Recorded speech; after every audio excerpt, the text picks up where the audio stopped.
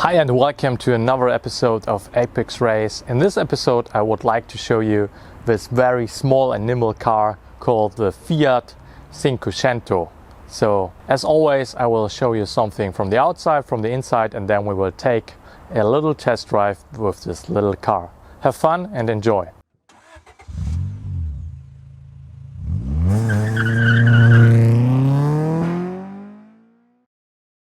The Fiat Cinquecento was built in Poland in the assembly factory Tychy. It was built from 1991 until 1998. Overall, 1,164,000 Fiat Cinquecento have been produced. The original design dates back in the early 80s. Back then, the Polish company FSM was producing Fiats in license. That changed until the Iron Curtain fell. Then Fiat bought FSM, and so the Fiat Cinquecento could be marketed as a Fiat and not as a FSM. So the Fiat Cinquecento replaced the very long built Fiat 126 in Poland, which was very successful in the time. A short side note, also FSM have been searching on a prototype for a very small car, commercial car, back in the 80s. With the board from Fiat, the prototype, the research stopped, but the influence of this prototype called baJiTag 106 or Bosmal went funnily into the development of the first generation of the Renault Twingo. The Fiat Cinquecento came in 4 engine variations, all petrol engines, one 700 cubic centimeter 2-cylinder engine and 3 4-cylinder engine from 900 until 1100 cubic centimeters. The designer of the Fiat Cinquecento was Ermanno Cressoni in collaboration with Antonio Pivano. The interior was designed by Claudio Mottini and Giuseppe Bertoloso. To prevent rust, all body panels have been galvanized. The overall length is 3.2 meters, the width is 1.49 meters and the height is 1.4 meters. The overall weight depends on the engine, ranges from 675 kilogram to 727 kilogram. Let's check the inside of the car, and as you can think, the inner values are the same as the outer values, so it's very simplistic inside, beginning with the door. It's sheer metal here, a little bit of carpet, so the armrest is just like a bar. You can put your underarm here. Also the opening, we have of course no power windows, we have your manual windows and a little like some space for cards or for whatever, not even like openings for cups or for bottles. Then of course we don't have any power steering. I mean, with such a small and light car it's not a problem. Also we don't have only have a tach meter, no ref. We have a gas gauge. Some warning lights, and then the temperature. And then I like in the center console the design. It looks like a pyramid with the steps for the whistle blades, for the heatings and stuff like that. Then we have the original, not the original, I don't think it's the original Blaupunkt radio, but it's very old school. It's from the time period of the car, I mean mid-90s. And we have an ashtray and then also some space. And what's very unusual for such a small and nimble car, and I mean I would say it's definitely for a city made, we have a 5-speed manual gearbox here. Then on the right side we don't even have some glove box, we only have some space. We can just throw things on that, so very simple. In the sun visors we have a mirror, but only for the passenger and also with no light. Yeah, very funny how you are going to the back seats. It's not that the back of the seat is just flipping forward or like the whole seat is moving forward. No, it has rails, but the whole seat is flipping to the front, so the passengers can go to the back. So very small, very nimble, with no options at all, just pure driving. And I don't want to go to the back seats. It's looking ridiculous. Let's go for a test drive and let's see how sporty and how fast the little Fiat Cinquecento will be. So one thing, I think the only real thing besides the radio, some luxury thing, is the clock, which is actually still working in this car. So normally it's like a carburetor, so we don't have fuel injection. Before we start, we have to pull the choke, and then a light appears that the choke is pulled. What is choke making? To make an engine start better, it's pumping more fuel in the carburetor, so it's getting warmer and it's run smoother. Then after time, when the engine is warm, you can pull the choke inside again, and you don't have to use it anymore. If you forget it, it can happen that the car will overflow, the carburetor will overflow, and then the car will die. And also the fuel consumption is a lot higher when you drive all the time with choke. So let's go on. And it starts. Whoa. That was a gear.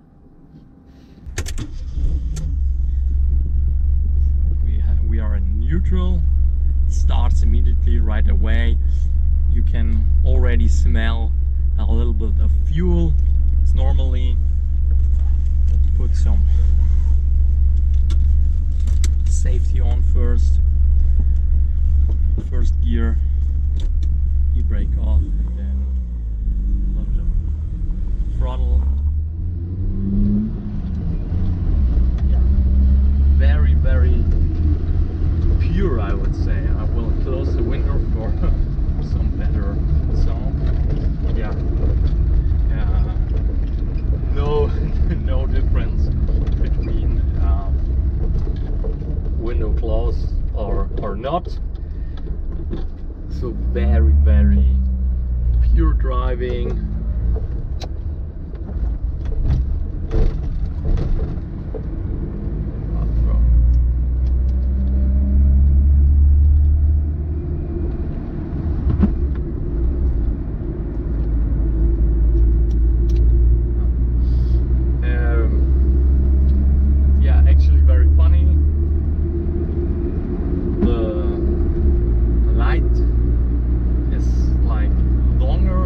Indicator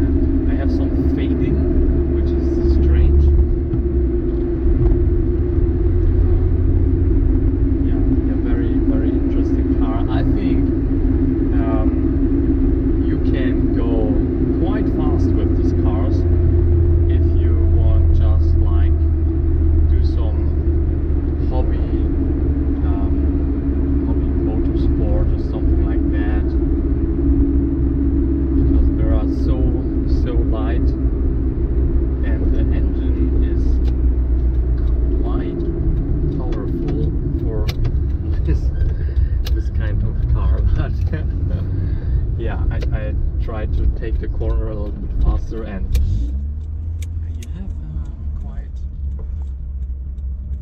insecure feeling.